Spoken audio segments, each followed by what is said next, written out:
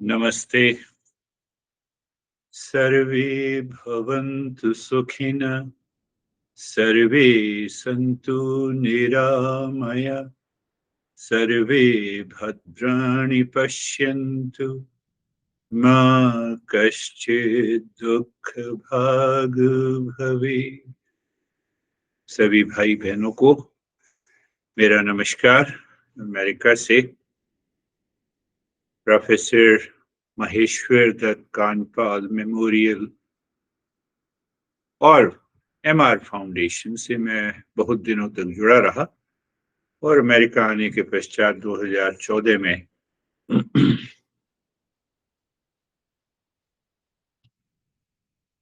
मैंने पद से तो त्याग दिया, पर मैं अभी भी एमआर फाउंडेशन से बहुत नजदीक से जुड़ा हुआ हूं।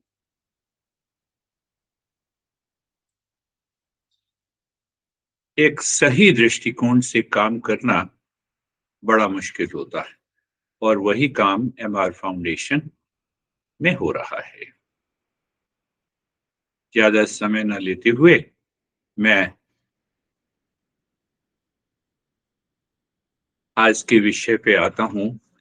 मन ही रोग और मन ही निरोग का कारण है, जिससे प्रासंगिकता जो आज के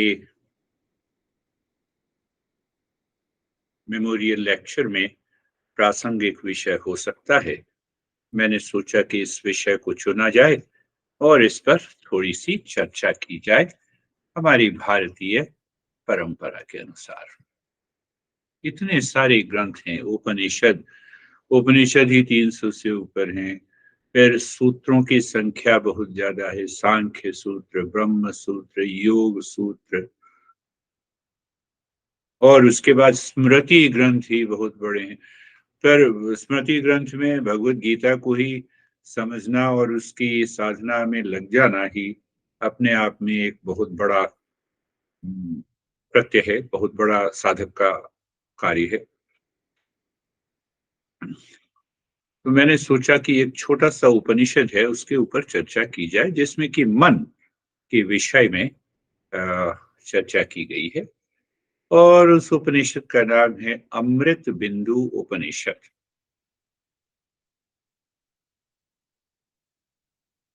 पहले ही कुछ एक श्लोकों की चर्चा हम उसमें करेंगे और उसको समझेंगे कि किस प्रकार से मन ही रोग का और निरोग का कारण है। वैसे कहा भी जाता है कि मन के जीते जीत, मन के हारे हार, मनो ही द्विविधम प्रोक्तम, शुद्धम च अशुद्धमेव च, अशुद्धम काम संकल्पम, शुद्धम काम विवर्जितम। अमृत बिंदु उपनिषद का पहला ही श्लोक, ये बड़ा प्रसिद्ध श्लोक है। वास्तव में साधना सोपान का ये एक बहुत अच्छा उपनिषद है, जिसमें कि मन के विषय में बताया गया है। अगर हम साधारण भाषा में इस श्लोक को समझें कि मन ही दो तरह का, एक तो अशुद्ध मन कहा है और दूसरा शुद्ध मन। और अशुद्ध मन के बारे में क्या कहा? अशुद्धम काम संकल्पम, शुद्धम काम विवर्जितम। अशुद्धम काम संकल्पम, अशुद्ध मन वो है जिसमें काम और संकल्प की धारा बहती है, और शुद्ध मन वो है जिसमें कि इन दोनों की धारा नहीं बहती। पर अब ये संकल्प क्या है? सम्यक कल्पना, संकल्प। कल्पना तो मैं करता ही नहीं, हम कल्पना ही करते हैं, इसीलिए दुखी होते हैं। तो कैसे आप कहते हैं इतना पैसा आ जाएगा तो मैं सुखी हो जाऊंगा? ये कल्पना नहीं है तो और क्या? ये कार आ जाएगी तो मैं सुखी हो जाऊंगा, मैं बड़ा निरर्थक अकेलापन महसूस कर रहा हूँ, विवाह कर लूंगा तो सुखी हो जाऊंगा। 10 साल हो गए, कोई बच्चा नहीं हुआ, बच्चा हो जाएगा तो देखिए, ये सम्यक कल्पना हो गई ना, इसी को हम संकल्प बोलते हैं। वो अच्छे संकल्प भी होते हैं, उनकी चर्चा हम अभी नहीं कर रहे।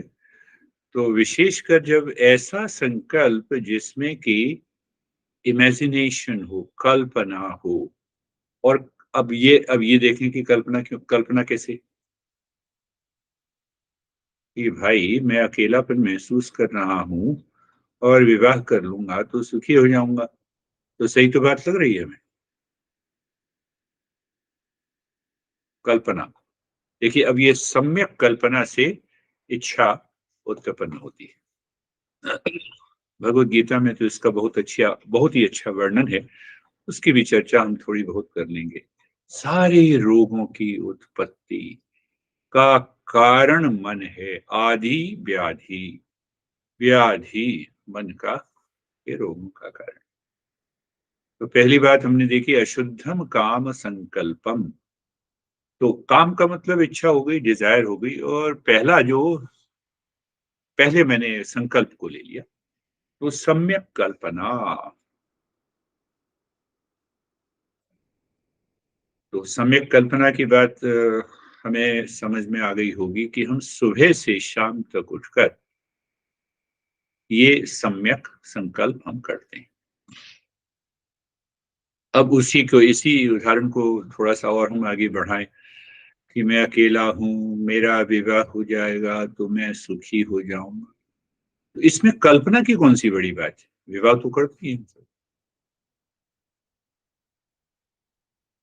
तो इसमें कल्पना है सुख की, और सुख मैंने कहाँ देखा? विवाह में देखा। तो क्या सुख विवाह में है या नहीं? अगर नहीं है तो कल्पना है। और इस कल्पना के कारण इच्छा उत्पन्न होती है कि जिसको हम काम बोलते हैं। शायद आप सब ध्यान दे रहे होंगे। तो शास्त्रीय ज्ञान है तो उसमें कुछ ज्यादा तुरंत समझ में आ सकता है, क्योंकि मुझे जो भी मिला है वो गुरुदेव से मिला है। और गुरुदेव हमेशा शास्त्रों का उल्लेख करते हुए ही हमें समझाते थे। तो श्लोक है, मनो ही द्विविधम प्रोक्तम, अ, शुद्धम च अशुद्धमेव च। मन दो तरह का होता है। यहाँ पे बिल्कुल डायरेक्ट अप्रोच है मन के विषय में। शुद्धम काम संकल्पम, अशुद्धम काम विवर्जितम। तो मतलब वो शुद्ध मन है जिसमें कि ना तो काम है ना संकल्प है। तो पहले सम्यक ये हमने कल्पना कर दी। अब क्योंकि सुख बाहर किसी वस्तु, व्यक्ति, स्थान, समय में नहीं है, तो ये कल्पना हो गई। धन सुख का सुख लाएगा, धन जरूरत पूरा करेगा, पर सुख की उपलब्धि धन के द्वारा नहीं होती। तो बिल गेट सबसे ज्यादा दुखी सुखी होते। अभी मैं पिछले साल ही पढ़ रहा था, बिल गेट साहब ने कहा कि मैं 27 सालों से प्रेम विहीन जीवन जिया, इसीलिए मैंने तलाक लिया।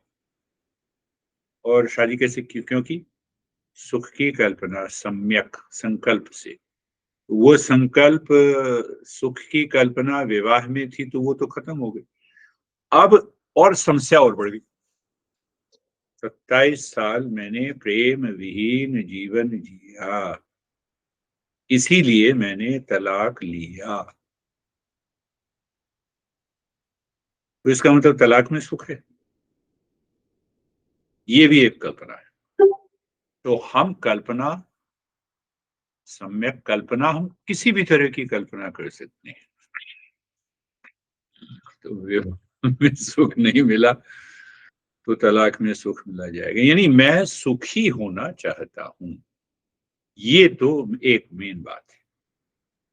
चाहे मैं विवाह करके सुखी हो जाऊं या तलाक करके सुखी हो जाऊं, समझिए इस पर।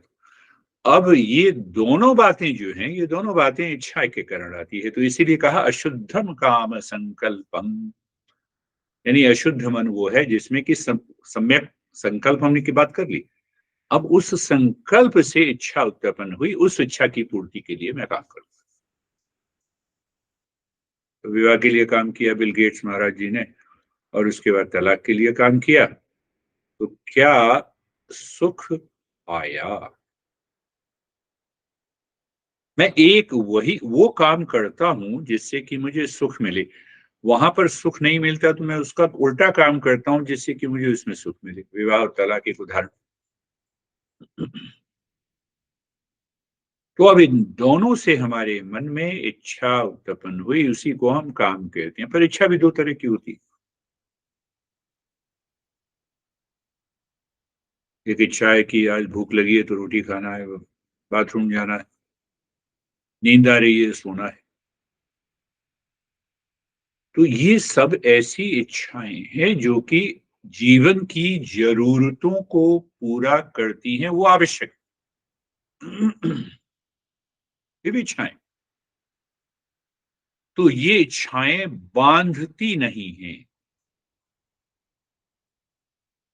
और जिस इच्छा ने हमें बांधा, हाँ, जो अंग्रेजी में हम कह सकते हैं बाइंडिंग डिजायर्स, तो जो इच्छा हमें बांधती है उसकी चर्चा उपनिषद कर रहा है। अशुद्धम काम संकल्पम।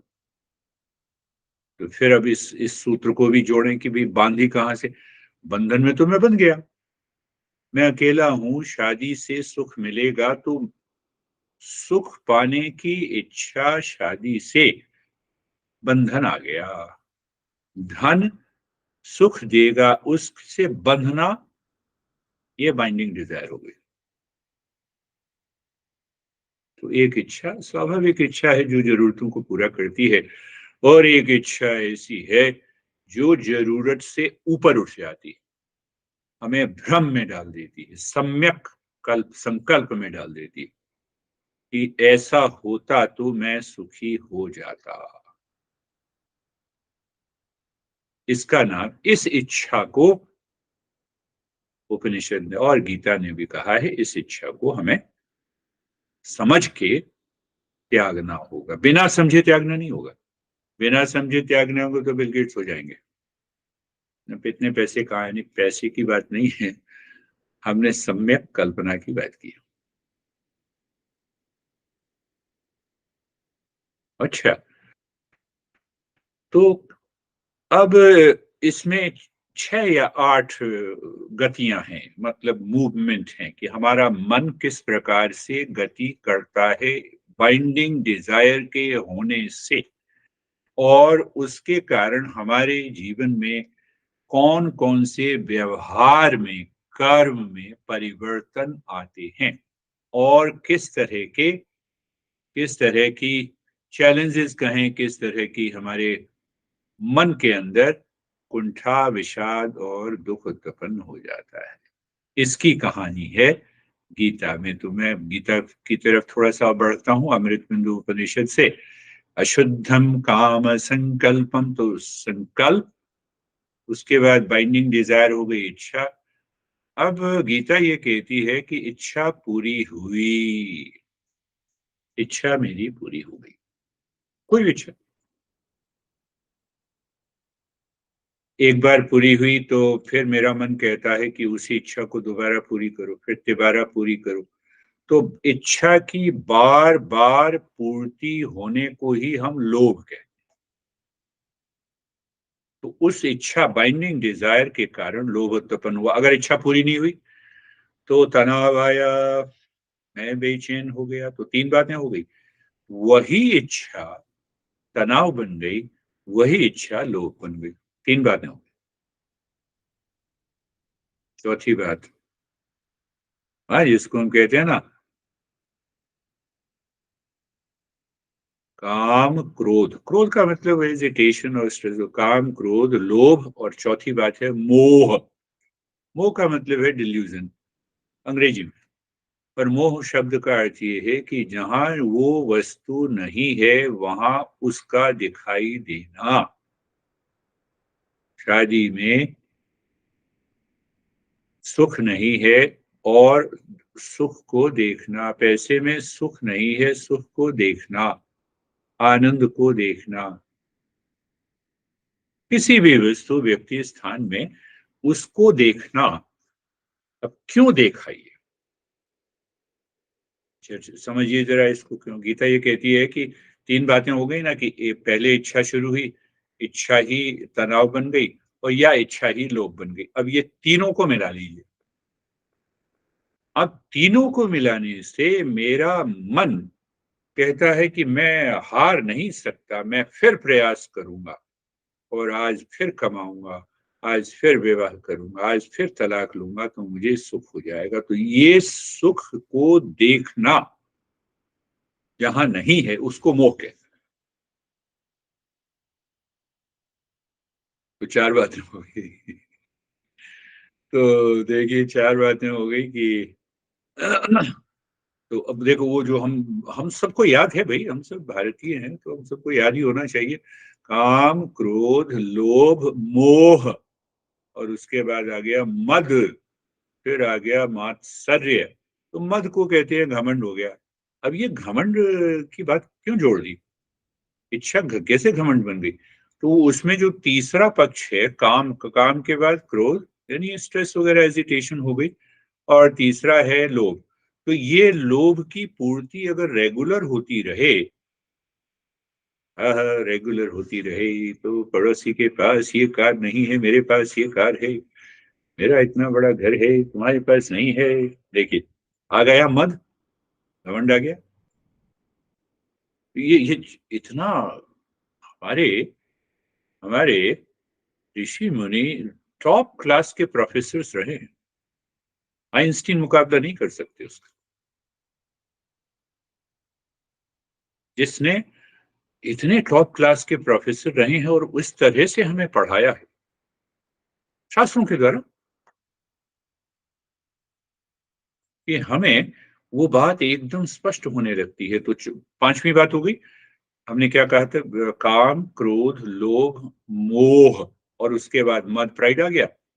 और प्राइड से एक अगला स्टेप हो गया, इसीलिए तो जेलसी है, पड़ोसी के पास ये नहीं है, मेरे पास है। तो छह बातें आ गई, काम, क्रोध, लोभ, मोह, मद, मात्सर्य। मात्सर्य का मतलब घृणा हो गई, जेलसी हो गई, ईर्ष्या का भाव हो गया। पर ध्यान देने की बात यह है कि अगर संकल्प नहीं होगा तो ये काम की दीनी इच्छा की उत्पत्ति नहीं होगी। और कौन सी इच्छा? इच्छा भी दो तरह की, मैंने बड़ा स्पष्ट किया इसमें। एक तो बाइंडिंग डिजायर, एक नीड है, एक जरूरत है, और एक जरूरत से ऊपर उठ के कल्पना कर लेना, उस इच्छा की बात गीता कर रही है। उस इच्छा की बात हमारे प्रोफेसर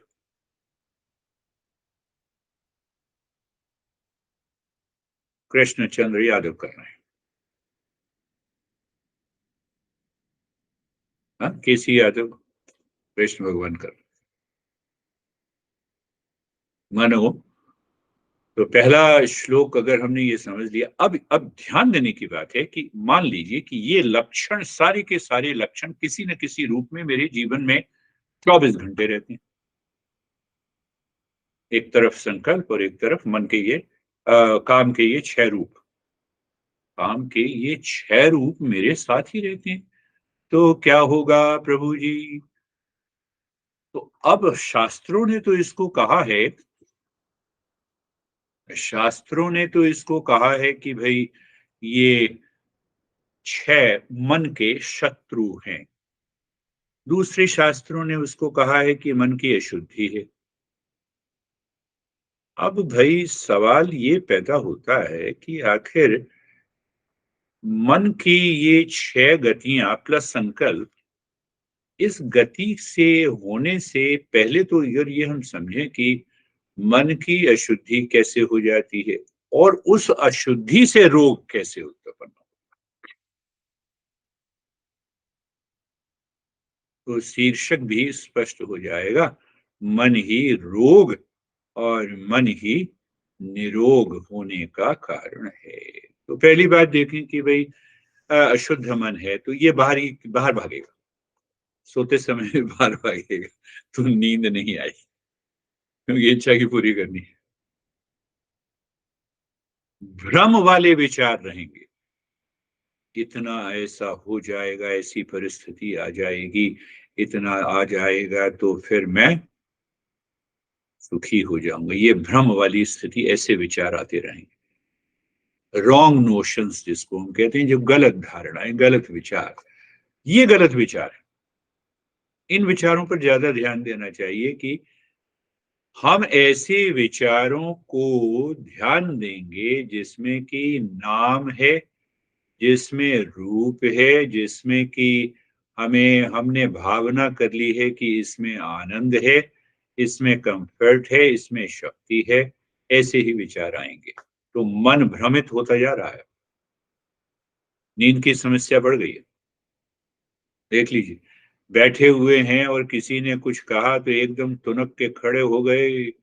मन की भ्रम की स्थिति आ गई, भ्रम की। ये अशुद्ध मन की लक्षण है। ज्यादा से ज्यादा धन, ज्यादा से ज्यादा खुशी, शादी कर लूंगा तो खुशी, तलाक ले लूंगा तो खुशी, दोनों बातें हैं। तो इस तरह के विचार उन 6 चीजों से आते हैं, और प्लस एक संकल्प और काम, क्रोध, लोभ, मद, मोह, मद, मत्सर। अब इस तरह के विचार मेरे मन के अंदर घूम रहे हैं। तो विचार जब मन के अंदर घूम रहे हैं तो एजिटेटेड स्टेट है, क्रोध वाली अवस्था है। क्रोध को, शब्द को आप स्ट्रेस ले लें, सफरिंग ले लें, हाँ, क्लेश ले लें, उन सब से लेना पड़ेगा। क्रोध खाली वो क्रोध ही नहीं है। नहीं तो हम क्रोध को छिपा लेते हैं तो समस्या खत्म हो जाएगी। तो हो क्या जाएगा, क्योंकि मन की वो आदत होने से मेरा व्यवहार जीवन में बदल जाएगा, दूसरों के प्रति, अपने प्रति, पति के प्रति, पत्नी के प्रति, बच्चों के प्रति और समाज के प्रति मेरा व्यवहार बदल जाएगा। अब उस व्यवहार बदलने में तुनकने वाली स्थिति है, हेजिटेशन की स्थिति है। तो ये सारी स्थितियां क्या लाती हैं, हमारे इम्यूनिटी सिस्टम को, प्रतिरोधक क्षमता को कम कर देती है। हमें नींद नहीं आ रही तो प्रतिरोधक क्षमता कम हो जाएगी, खाने में मन नहीं लगेगा। तो ये मन इतना विशाल हो जाता है, ये मन जो है, भ्रमित मन इतना विशाल हो जाता है कि वो मेरे ऊपर ही हावी हो जाएगा। क्या कहा कि मन यदि हमारे ऊपर कार्य करता है तो हम दुखी हैं, रोगग्रस्त हैं। अब चाहे उसको अशुद्ध मन से ले लीजिए, चाहे उसको शुद्ध, हाँ, अशुद्ध मन से ले लीजिए, चाहे उसको रोगग्रस्त मन से ले लीजिए। अब दूसरा श्लोक और स्पष्ट कर देता है अमृत बिंदु उपनिषद का, मनैव मनुष्याणां कारणं बंध मोक्षयो बंधाय विषयासक्तं मुक्तये निर्विषयं स्मृतम्। मनैव मनुष्याणां कारणं बंध मोक्ष। बहुत से लोग कहते हैं कि नहीं, ये तो गीता का श्लोक, गीता का श्लोक नहीं है, ये अमृत बिंदु उपनिषद का श्लोक है। तो यहाँ पे ये कहा है कि मन कारण है, मनुष्य के जीवन में मन कारण है बंधन और मोक्ष का। है नहीं, प्रसन्नता, प्रेम, ज्ञान और आनंद का कारण है, और दूसरी तरफ वही कारण अशुद्धि के कारण भ्रम, भ्रम के कारण रोग का कारण।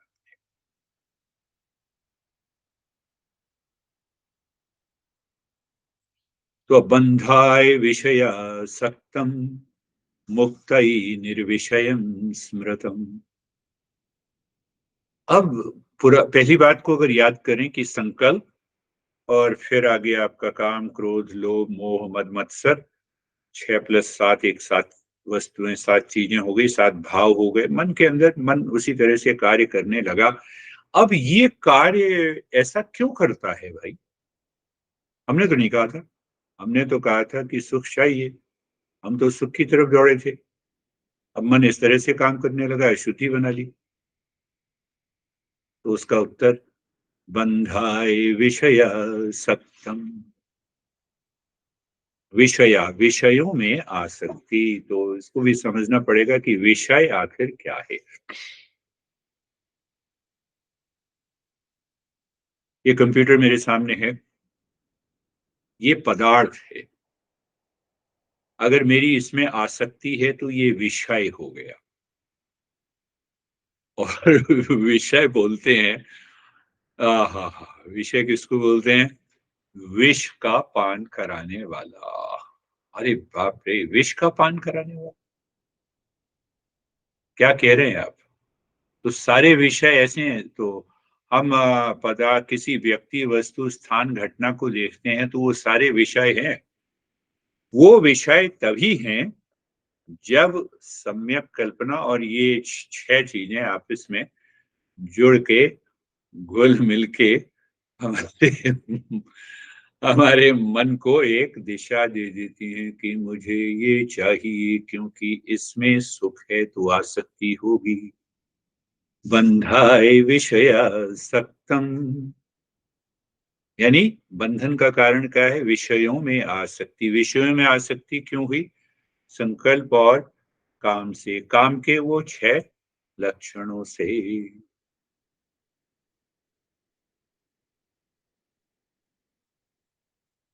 और विषयों से अनासक्ति हुई तो निर्विषय हो गया मन, मन खाली हो गया। अब ये बात भी समझनी है कि भाई मन खाली हो गया। बचपन में हमारा मन खाली रहता था। हाँ, पिताजी ने कहा चलो उठो, हम्म, और दूसरे मिनट में हम प्रसन्न हो गए। आज होता है ऐसा? नहीं होता। तो उसी का नाम है बंधाए विषयासक्तम।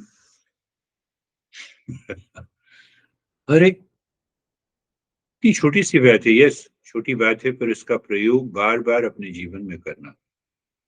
कि मन इंद्रियों से बाहर जाता है, विषय पदार्थ में आकर्षित होता है, पदार्थ में आकर्षित होने से वो पदार्थ मेरे मन के लिए विषय हो गया, क्योंकि उसमें आसक्ति हो गई। तो आसक्ति होने से रोग कैसे बन जाएगा? और सीधी सी बात है कि अगर मुझे ये चीज नहीं मिलेगी तो मैं दुखी हो जाऊंगा, और ये चीज मिलेगी तो मैं सुखी हो जाऊंगा, बल्कि सुख है ही नहीं वहां। तो आसक्ति हो गई ना, बांध दिया उसने। बंधाए विषया सक्तम, निर्विषय मुक्त स्मृतम। तो पदार्थ को, विषय को हटाने से मुझे मुक्ति मिलेगी? नहीं, आसक्ति को हटाने से मुक्ति मिलेगी। मन के अंदर जो घोलमाल हुआ है, उन संकल्प और छह वस्तुओं के कारण, उसको हटाने से, मन से हटाने से मुक्ति मिलेगी। विषय तो सारे पदार्थ रहते हैं, पदार्थ तो पदार्थ ही रहेंगे। कंप्यूटर स्क्रीन है तो कंप्यूटर स्क्रीन ही रहेगी। आप बैठे हैं, आपके प्रति मेरा आकर्षण है, तो आप समस्या नहीं है। समस्या मेरी मन की आसक्ति है। ये समझने की बात यहाँ पर है। बंधाए विषया सक्तम, निर्विषयम मुक्त स्मृतम। एक श्लोक और ले लेते हैं, उसके बाद फिर आप सब इस पर विचार करिएगा।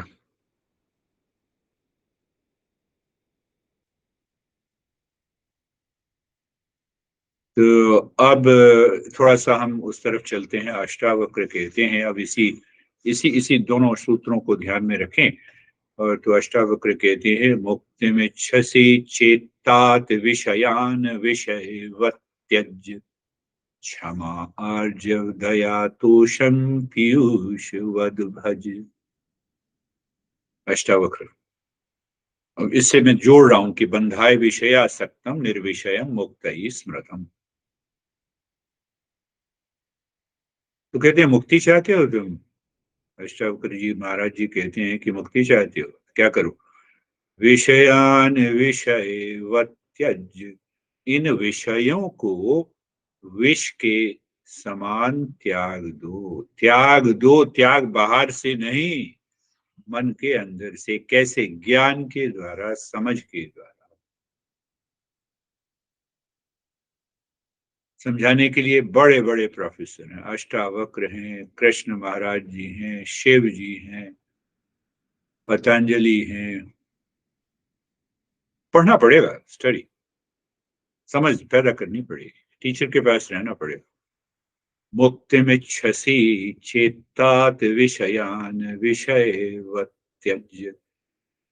तो पहली बात उन्होंने की, विषय यानी ज्ञान के द्वारा, समझ के द्वारा। क्या हम देखें कि ये इस वस्तु से मेरा आकर्षण बहुत है, तो जरा घुमा फिरा के, और मन मन के द्वारा ही घुमा फिरा के देखो कि कहाँ से कौन सा ऐसी इसमें चीज है जिसके कारण मेरा आकर्षण इसमें है। मैं फिर उसका वर्णन नहीं करूंगा, आकर्षण का क्या मतलब है। तो वो आसक्ति कहाँ से आई? जैसे ही आपने ये खोज शुरू की अपने मन के अंदर, टीचर के साथ, इसीलिए गुरु शिष्य परंपरा की बात की गई है। क्यों क्यों क्यों? टीचर एक दिशा देता है, टीचर ने खुद उसका प्रयोग किया। विषयान विषय त्यज, तो पहली बात समझ के द्वारा उस वस्तु को छोड़ना नहीं है। पति अगर ऐसा है, पत्नी ऐसी है, तो हमारी परंपरा वही है कि इन दोनों को नहीं छोड़ना, पर मेरे मन के अंदर जो घृणा का भाव है, पहले मुझे उसको हटाना है। और वो कहां से आया? बंधन से। और बंधन कहां से आया? आप समझ गए होंगे। संकल्प और छह, मन की छह गतियों से। काम, क्रोध, लोभ, मोह, मोह, मद, मत्सर। तो उस जो विषय विष बन गया है, जो पदार्थ विष बन गया। जब शादी हुई तो पति और पत्नी आपस में कितने अच्छे थे, बाद में वही पति पत्नी विष रूप हो जाते हैं। प्रभु जी, मैं ज्यादा नहीं जाऊंगा, आप सबको पता ही है। विषयान विषय वत त्यज, तो विषय, वो जो विष का भाव आया है मेरे मन के अंदर, वो उन जिन कारणों से आया है, मेरे मन की गति से आया है, उस गति को त्याग करना है। एक बात। और फिर अष्टावक्र कहते हैं, क्षमा आर्जव दया तोषम पीयूष वद भज। भज, भज के बहुत सारे अर्थ हैं। भज भजना भी होता है, भज का स्मरण करना भी होता है, भज का ये भी होता है कि बार बार हम मनन करें, रिफ्लेक्शन करें, जिससे कि अज्ञान दूर हो। तो बार बार रिफ्लेक्शन किसका करें? क्षमा, आर्जव, कोमलता, यानी आप शांति का करें, शांति का प्रयोग करें, ध्यान करें, ध्यान करते चले। क्षमा, आर्जव, दया, काइंडनेस। तो जब क्रोध आया तो एकदम ये मन के अंदर ये भाव ले आए कि क्रोध आया ही इसीलिए है कि मेरी अपेक्षा इस व्यक्ति वस्तु से पूरी नहीं हो रही है, इसलिए। बार बार। कब तक? जब तक मन सधे नहीं। और संतोष पीयूष वद भज, हमेशा इसका पान करें। तो देखिए, ये दूसरे श्लोक से हमने अष्टावक्र को जीत गया। उससे पहले हमने किसको जोड़ा?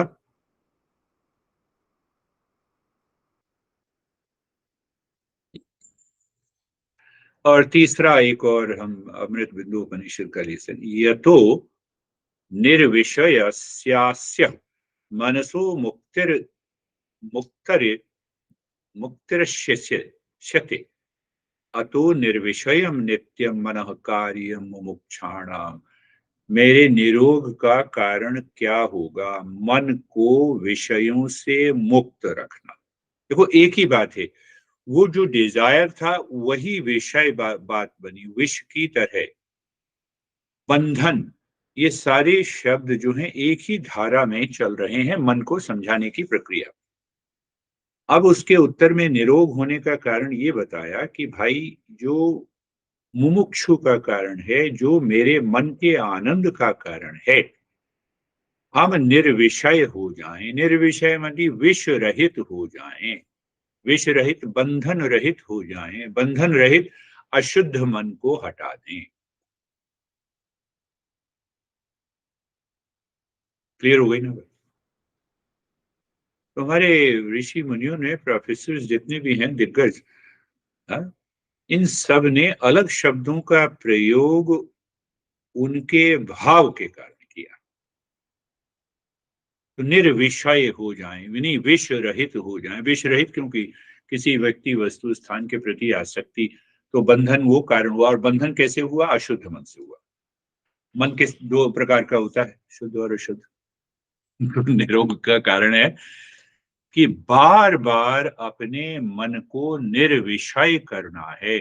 सांख्य योग में ये कहा है, ध्यान की परिभाषा, ध्यानम निर्विषयम मनः। देखो फिर मैं अब सांख्य योग से उसको जोड़ रहा हूं। क्या? मन का निर्विषय हो जाना ध्यान की प्राप्ति है, और ध्यान से मोक्ष मिलेगा।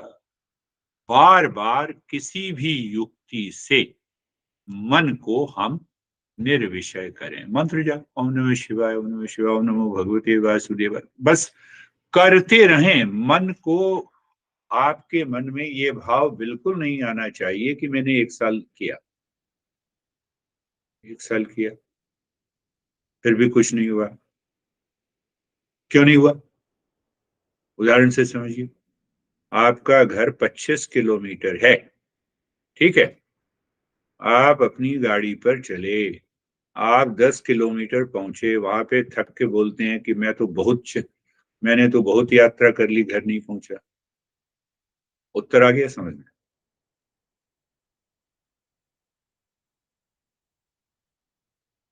उदाहरण के लिए, कोई भी आप ध्यान की प्रक्रिया किसी को भी पकड़ सकते, किसी को भी, किसी जिसके प्रति श्रद्धा हो या जो अच्छा लगता हो, उसको पकड़ के हम गहराई में जा सकते।